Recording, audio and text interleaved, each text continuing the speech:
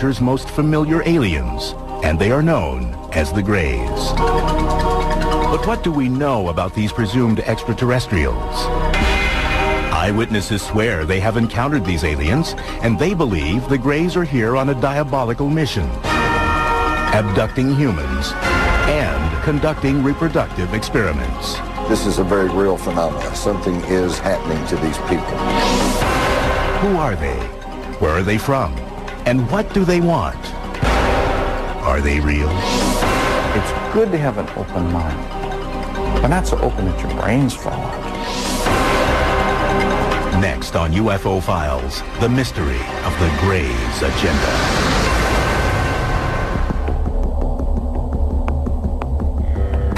The Greys. They are depicted in books, magazines, and in the movies.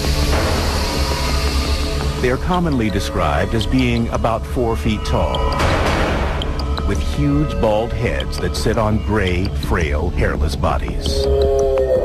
These creatures have small noses, or no noses at all, slits for mouths, no ears or visible reproductive organs, and very distinctive eyes.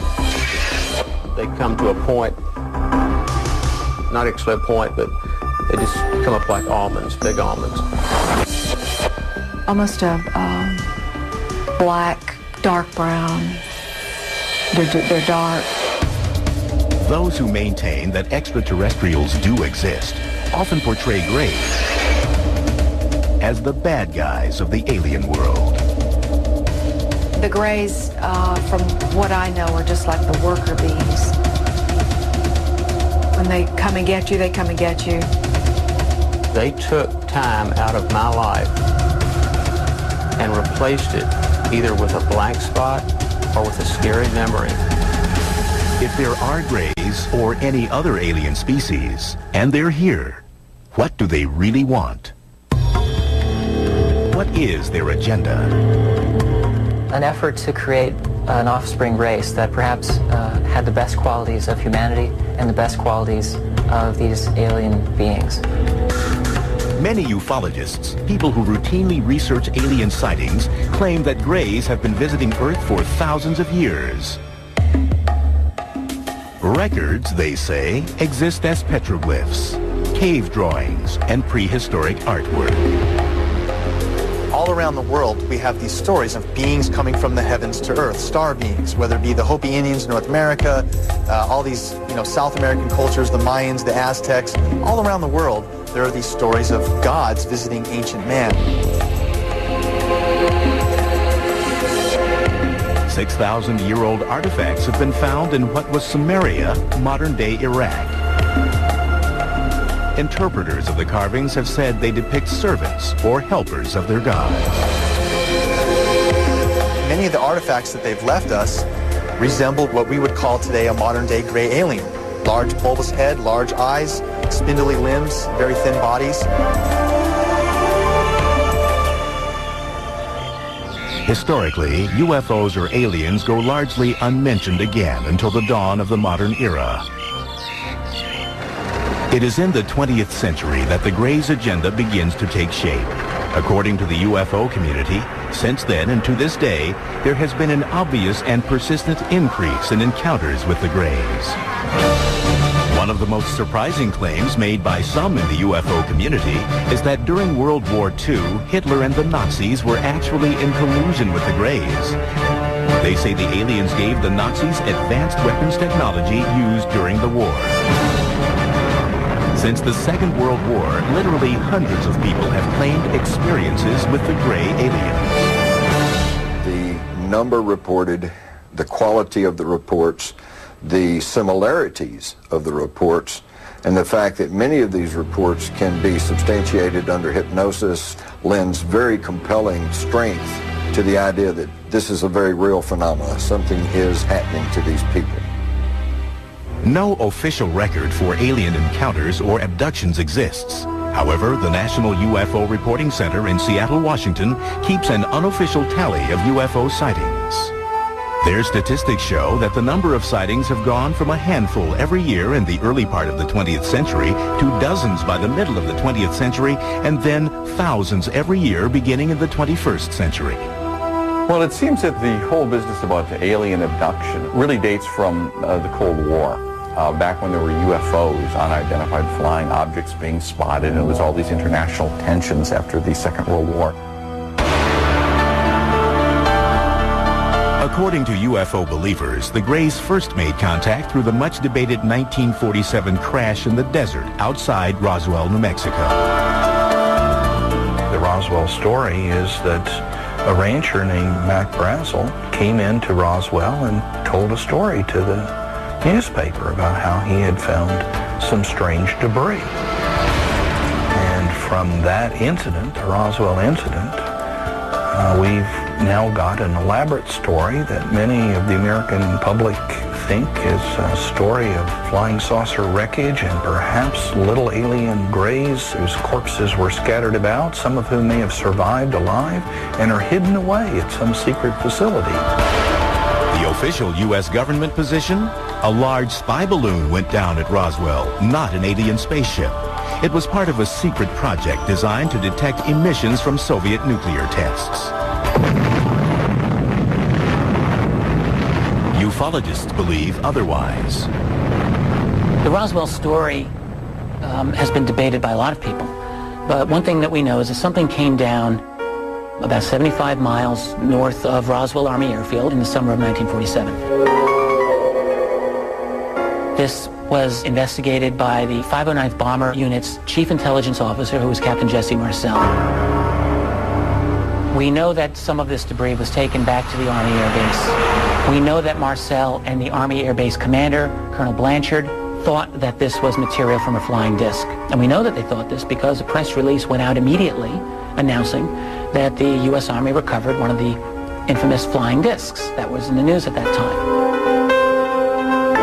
In the years since the Roswell incident, advocates argue that all contact between the Greys and the government have been kept top secret, despite repeated official government denials that a UFO crashed in the New Mexico desert. The stories won't die. There are now more than 400 individuals on the public record who said, I was there, I picked up pieces, I saw pieces of wreckage, I saw the craft, I saw the bodies. So Roswell is simply a question of belief. Who do you choose to believe?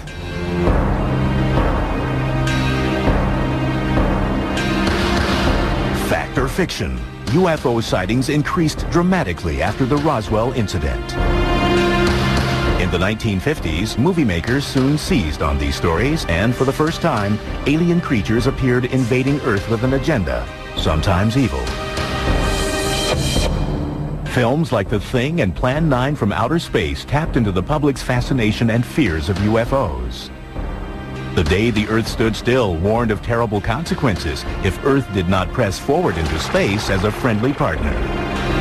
Stories of abduction by an alien race called the Greys soon followed. It was only really until the 1960s that people began to believe that they were actually being abducted themselves by beings from other planets. In 1961, a New Hampshire couple became the first people in history to officially report being abducted by the Greys.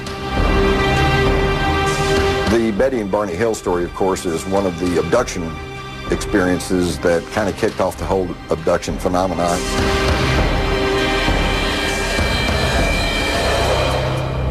When we come back, Betty Hill, in her last on-camera interview, recounts what the Greys did to her and her husband. I didn't know where they were from, but I knew they were not from this planet.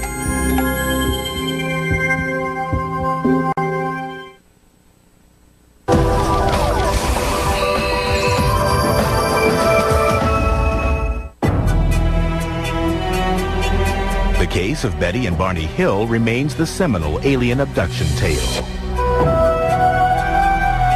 It stands as the first ever recorded encounter with the Greys, the most popularly noted alien species said to visit the Earth. It allegedly occurred near Portsmouth, New Hampshire on September 19, 1961. To this day, skeptics cannot dispute every detail of the story. Believers see the Hills incident as the defining moment in Grey history, when the nation and the world awoke to the troubling phenomenon of alien abduction.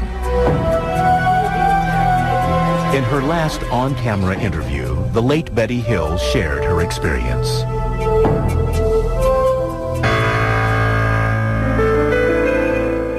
My husband Barney and I are returning from Montreal, Canada. We're traveling down through the White Mountains of New Hampshire when we suddenly spot what we thought was a new star in the sky. And as we watched this, it changed direction and came in towards us. Barney pulled over, grabbed a pair of binoculars, and stepped out of the car to get a closer look at the menacing flying object. Betty Hill's niece, Kathy Martin, was a teenager when this incident occurred. At that time, through the binoculars, he saw the leader, what he called the leader, and crew members. There were people looking down at him. And as he's watching, it began to descend.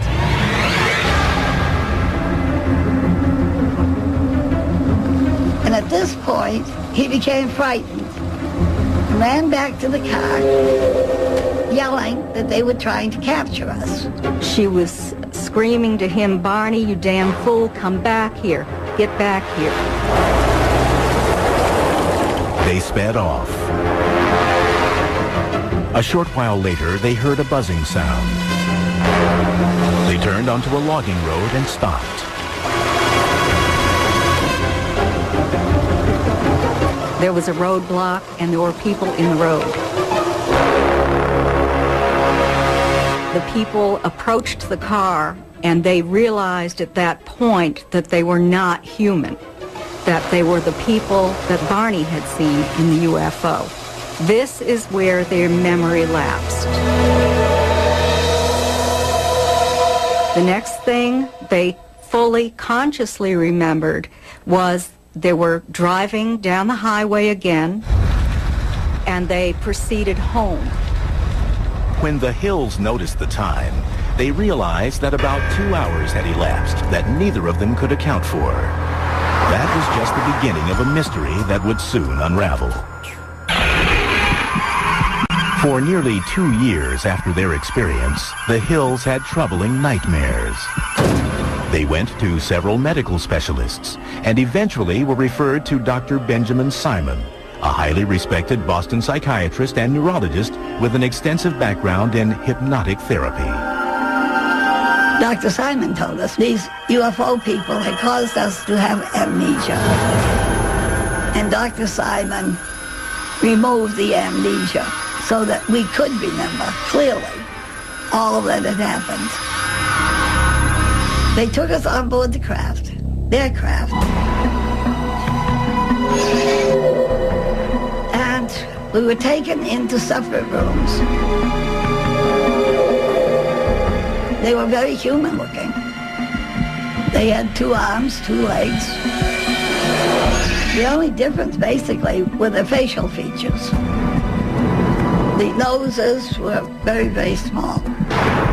Almost no nose. Small lips, small nose. They examined my eyes, ears, nose, throat, skin, hair, and all. And then I was put on a table where they scraped my skin in an attempt to find out if our skin was alike or different. Hill says an alien conducted sexual experiments on them. They took semen from Barney. Betty may have had eggs extracted. He tried to insert a needle-like instrument in my navel, which caused pain, so he stopped doing it. And I was grateful for that. Years later, Betty Hill produced the first alleged eyewitness depiction of the Greys since ancient drawings and carvings. They portrayed the alien leader, who showed her a tantalizing clue to indicate where they came from. I asked him where he was from, and he showed me a star map.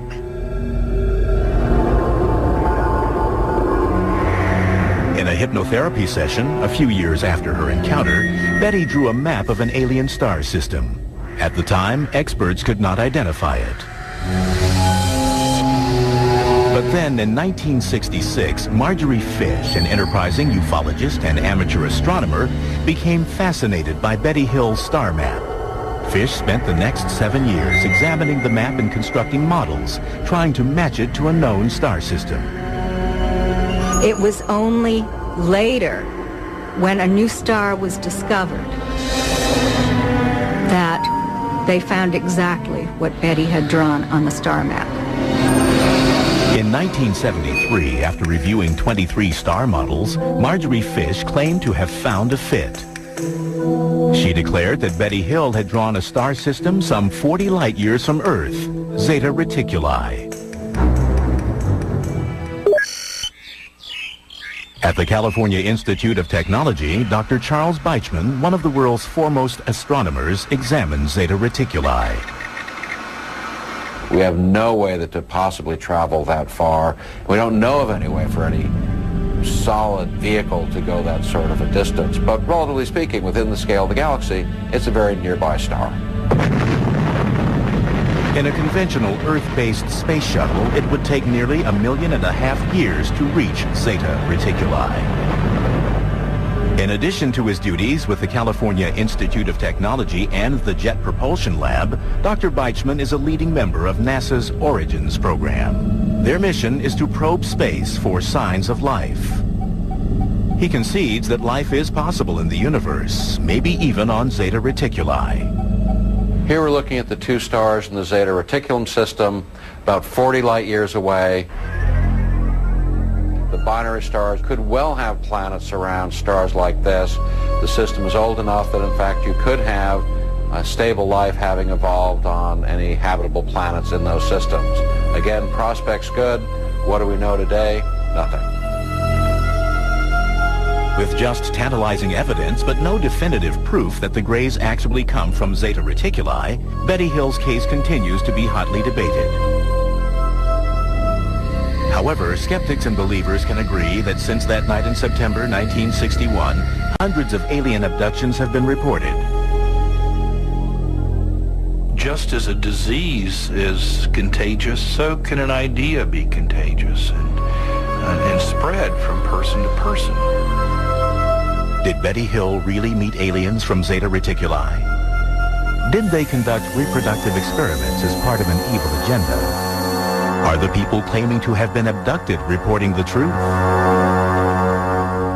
They're dreaming with their eyes open. So they have these hypnopompic, or upon awakening, hallucinations. That's the tactile sensations, the lights, the buzzing, and especially the sense of presence. So many times the debunkers try to explain abductions as people simply mimicking and repeating stories that have been passed around over the years. Well, here's some people who had nothing to go by. Nobody had ever reported this, and yet their abduction experience is remarkably similar to what we hear from people even to this very day.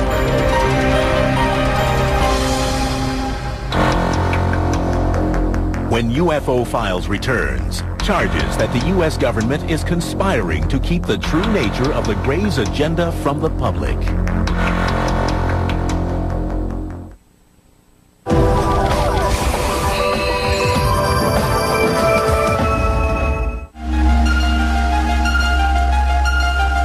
When the Betty and Barney Hill abduction story broke in the 1960s and was soon followed by many more, the general public became entranced with the idea that alien spaceships were visiting Earth and that extraterrestrials, known as the Greys, were abducting humans. But in 1969, the U.S. Air Force dismissed the accounts in an investigation codenamed Project Blue Book. The report concluded UFOs constituted no direct threat to the United States, and reports of unidentified flying objects were the result of a mild form of mass hysteria, or, quote, war nerves, hoaxers, publicity seekers, psychopathological persons, and the misidentification of various conventional objects. There is nothing in the records which would indicate that we have been visited by any advanced civilization. With that, the U.S. Air Force declared the case closed. However, ufologists were not swayed by Project Blue Book then, and many still believe that the U.S. government has been involved in a cover-up of cosmic proportions since the Roswell case. It really has to be said that Blue Book was nothing more than a PR effort by the Air Force to explain away UFO phenomenon. I think early on in the 40s and 50s, when they began to learn, they meaning the government, that UFOs, extraterrestrials, were probably a reality, I think it scared them to death because, number one, they feared public panic, disruption of the social systems, religious systems,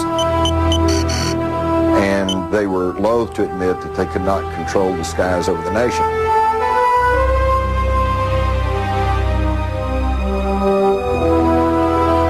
Try as the Air Force might to debunk UFOs again and again through the 50s and 60s, whoever's operating these UFOs didn't appear to read the Air Force reports because they kept showing up.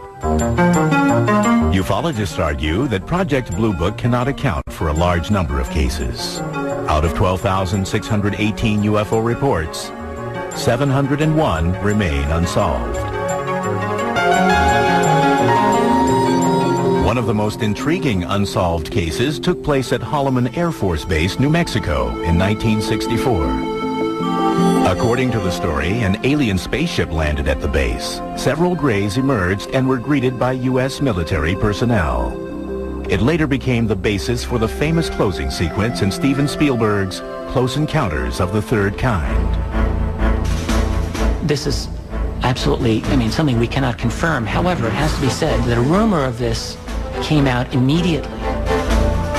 An airman at Holloman Air Force Base who went into the town and started talking about this. And according to the accounts, he was highly distressed, very upset, didn't know what to do, and he was not seen again. 1984, two mysterious film canisters appeared, which would help perpetuate the claims of conspiracy theorists. Jamie Chandray in 1984 received this package in the mail, which was undeveloped film. There were two sets of undeveloped film. One was given to Bill Moore and one was given to Jamie. And he, in turn, released this to the world, and it was an 8-page memo signed by Harry Truman. Known as the Majestic 12 or MJ-12 documents, they suggested that on July 9, 1947, President Harry S. Truman appointed 12 high-ranking military and national security personnel and authorized them to conduct a covert mission, a top-secret research and development intelligence operation responsible directly and only to the President of the United States. The large number of documents that I've been able to accumulate very clearly show that we have a covert program to keep from the public the recovery of a large number of crashes that include the recovery of extraterrestrials. The Majestic 12 documents detail 4 types of spacecraft that the aliens use. They include disc, cigar, circular, and triangular shaped crafts. But most intriguingly of all, within the pages of the MJ-12 documents, there is, for the first time in history, acknowledgement of alien beings that are known as the Greys. In these official-looking papers, they are called Extraterrestrial Biological Entities, EBEs. There was a special operations manual called Extraterrestrial Entities and Technology, Recovery and Disposal. And in that manual, there was a 1-page description of 2 different types of extraterrestrial biological entities. EBE Type 1 is said to be, quote, humanoid and might be mistaken for human beings. They are bipedal, 5 to 5 feet 4 inches in height, and weigh 80 to 100 pounds. Cranium is somewhat larger and more rounded. The eyes are small, wide-set, almond-shaped. EBE Type 2 is said to be, quote, 3 feet 5 inches to 4 feet 2 inches and weighs 25 to 50 pounds. Skeptics, however, claim that the MJ-12 documents are an elaborate hoax. These were bogus. These were dummied up documents somebody made using an old typewriter and finding a signature off of a genuine Truman document and cutting and pasting and re-photocopying. And they are obvious and provable forgeries and fakes. If these are faked, it is what you call an inside job, and that is a government job. Someone who had access to information that was restricted at the very least.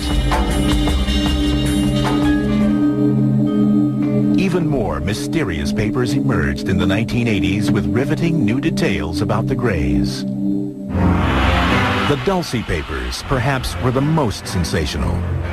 Released in 1987, they allege that the U.S. government is actually in collusion with the Greys in exchange for highly advanced technology. These unsubstantiated documents allege there is an underground facility somewhere in the New Mexico desert where the Greys are secretly enacting their evil agenda. They're using us for breeding because they have fertility problems. We don't know how they reproduce. We know they don't have genitals. Those who subscribe to this theory say the Greys abduct young, pregnant women. Then within the first 3 months, first trimester, the pregnancy spontaneously just terminates. There's no bleeding, there's no spontaneous abortion, there's no regular abortion, there's none of that, and all of a sudden, it stops. Believers say the extraterrestrials extract the unborn child from the victims and use them for their alien-human hybrid program. These fetuses, if you will, are somehow kept by the ETs in usually these tanks, we call them. They're kept in fluid, and then they're somehow raised to be adults. The release of these and other documents, coupled with new sightings, fueled the public's appetite for more information. People alerted to the phenomenon looked to the skies for signs of mysterious crafts and beings from an alien planet. There's no question that the UFO research field really exploded during the 1980s. It's an amazing phenomenon. You have, for the first time, widespread discussion of abductions. At the same time, UFO phenomenon became a major part of U.S. popular culture, world popular culture at that time. It is very much debatable, but some say the term gray was first used in the 1980s to describe the extraterrestrials that are abducting humans and conducting reproductive experiments. The term itself, gray, used to describe these beings, seems to have become more common by the early and mid-1980s. I don't believe that it was common before that period of time. But do the Greys actually exist, or are they, in reality, a product of pop culture? The question arises, what happened, and to what extent does life imitate art or the reverse? It's hard to unsort some of this mess. It is my belief that there is a true core of reality to the UFO phenomenon. Ufologists insist that the Earth may be in the midst of a diabolical invasion of Greys. When we come back, we uncover the true horror of the Greys' agenda. They have an ongoing breeding program. I was about 8 weeks pregnant. Then it was just gone.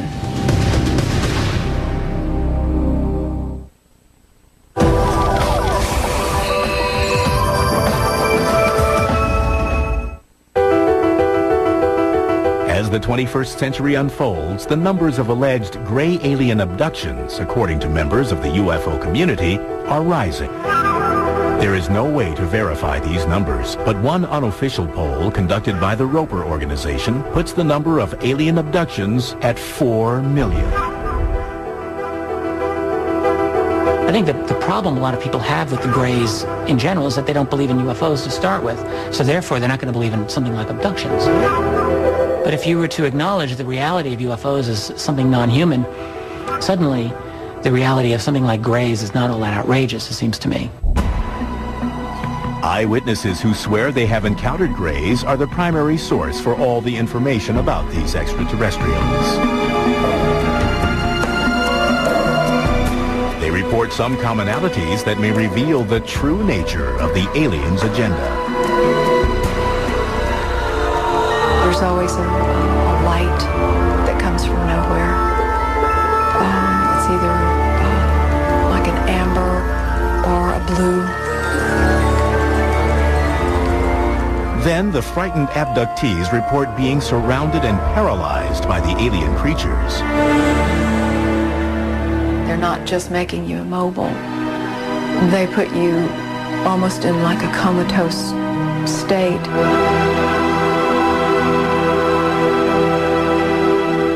I've had occasions where I've been able to communicate with them to an extent which is a mixture of them speaking in a sense that seems to be telepathic.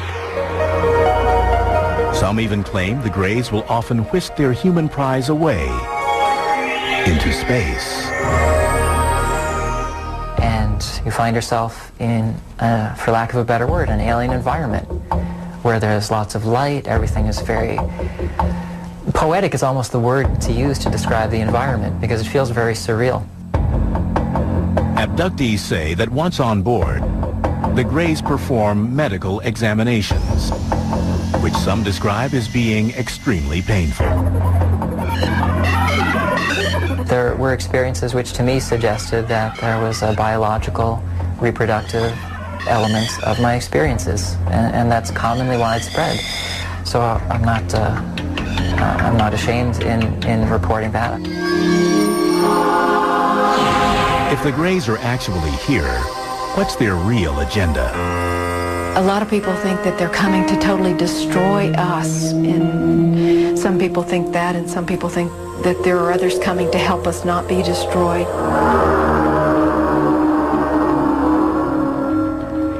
Hypnotherapist and self-proclaimed alien hunter Daryl Sims has been studying the abduction phenomenon for more than 30 years and believes he has uncovered the Greys' true mission. He specializes in recovering repressed traumatic memories from people who claim to have been abducted by aliens. One of the things you would do in the beginning with these people is to relax them completely, and the tone of my voice changes totally. Just focus on the sound of my voice. You'll find the sound of my voice causing your eyes to get heavier. The sound of my voice will comfort you. It'll protect you. And it's okay for you to relax completely. One of his clients, Donna Lee, is the president of the Houston UFO Network. She believes she has been abducted many times by the Greys. In the course of hypnotherapy sessions with Daryl Sims, she has recalled numerous terrifying encounters. She even believes the Greys took her unborn child. I never had anything involved that would have been a miscarriage. I was about 8 weeks pregnant. Then it was just gone. I mean, I did not have the bleeding that's involved. Nothing. In a later regression session, Lee recalled being in a brightly lit, sterile room. They brought a young girl into the room and left her there with me. And she was a hybrid, what we consider a hybrid, although she looked a lot like me. Her hair was, she had really bad hair though, but she looked a lot like me. And she was about the age that my child would have been at that point. Lee claims the hybrid child was about 9 years old.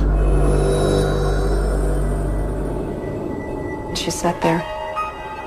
I had that realization in that moment when they left me there with her, and she looked at me that I know you. And it was this very sad, almost overwhelming sadness. For a while, I would still recall that longing for that again. To many experts, accounts of alien abductions are merely a product of an overactive mind. They say under hypnosis, subjects are open to suggestions. What happens under hypnosis is that people will generate imagery that they will often mistake for memories of things that actually happen rather than things that they're just producing. Second point is that when people recover these sorts of quote-unquote memories under these hypnotic regression sessions, they tend to credit them as being true.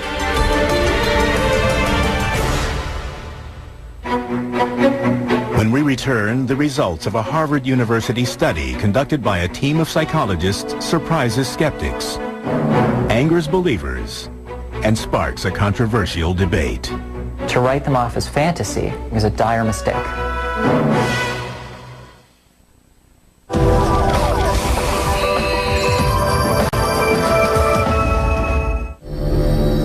Are the earnest memories of abductees real or imagined? They come in without permission. They touch your body. They take your children. You want to scream, but I mean, my mouth is open and nothing has come out. It's paralysis, but walking paralysis.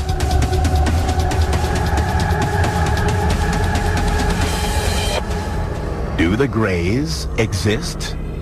And if so, are they on a devious mission?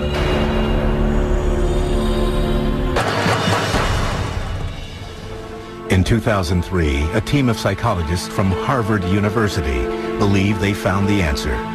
Led by Dr. Richard J. McNally, they conducted a unique experiment to measure the physiological responses, like heart rate and perspiration levels, of various types of trauma victims.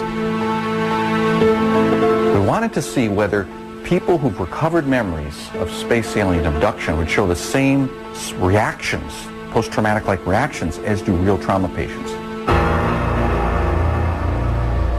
Our research group has been studying people with recovered memories of traumatic events. And one of the big challenges that we've had is distinguishing between those individuals who've recovered memories of, for example, childhood sexual abuse, or actually genuine memories, versus memories that were perhaps false memories. Dr. Scott Orr directed the lab tests. What this procedure involves is an individual coming in to the lab, sitting down with one of our counselors, and then describing a variety of experiences that they've had. We wire them up with recording electrodes so we can measure heart rate and skin conductance and facial EMG. In the lab, test subjects then listen to a 30-second audio tape of their own traumatic or abduction experience. You are lying naked, strapped to a metal table in the spaceship. There are alien beings hovering over the table. They are staring at you with their large, dead, black eyes. You are absolutely terrified. Then they open their eyes and they make self-reports of emotional experiences that they had while imagining the scene. So we asked them to rate how much arousal they felt, how vivid the scene was for them, how in control they felt, how pleasant or unpleasant they felt, how much fear, how much sadness, a variety of different emotional experiences.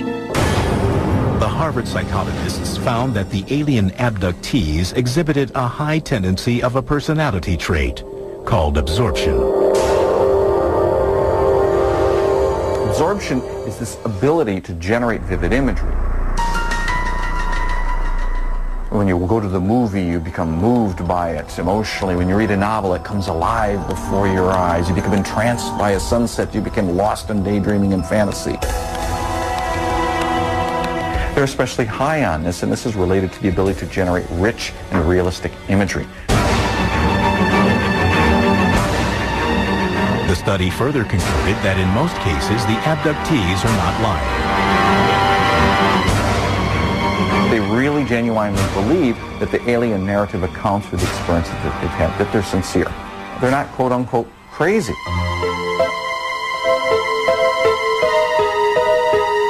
Now, these particular events are sleep paralysis episodes. These things are really normal events. They don't indicate pathology. But what happens during rapid eye movement sleep, REM sleep, the stage of sleep when we do most of our dreaming, we're entirely paralyzed. When you combine all of these things together, you have yourself a space alien abductee. However, a former McNally test subject believes the Harvard study is fatally flawed. It might be that alien encounters do involve an altered state of consciousness, but to write them off as fantasy, I think, is a dire mistake, and that's where he goes wrong. I myself have had sleep paralysis. I know that the sensations are superficially similar to that of alien contact. Although there are similarities, it doesn't go far enough to account for it. But if Boucher and his fellow abductees are right, and the Greys really do exist, then they must come to Earth from somewhere. If not from Zeta Reticuli, then where? It's a 2,500-year-old question, goes back to the ancient Greeks who asked, is there life beyond the Earth? And now we're bringing the tools of 21st century science and technology to answer what simply is a very old question.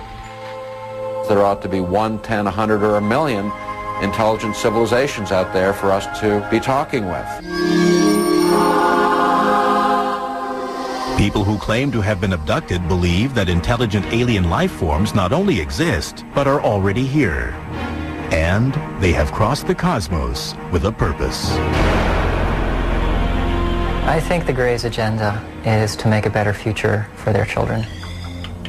I think it's that simple. And I think that part of that agenda entails also ensuring that humanity is also going to continue. I think it's a mutually beneficial agenda. Psychologists maintain, however, that the alien phenomenon is a product of overactive imaginations. The Greys, in my view, are in fact hypnopompic visual hallucinations that occur when people are arising out of a sleep paralysis episode. And their purpose for coming to Earth? They don't have one. They're hallucinations. It's good to have an open mind, but not so open that your brains fall out. Is the Greys' agenda real or imagined?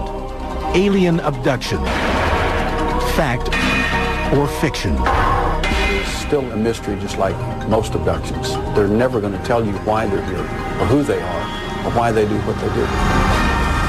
Is it possible that ETs exist? I think they're here, and they've been here for a long time.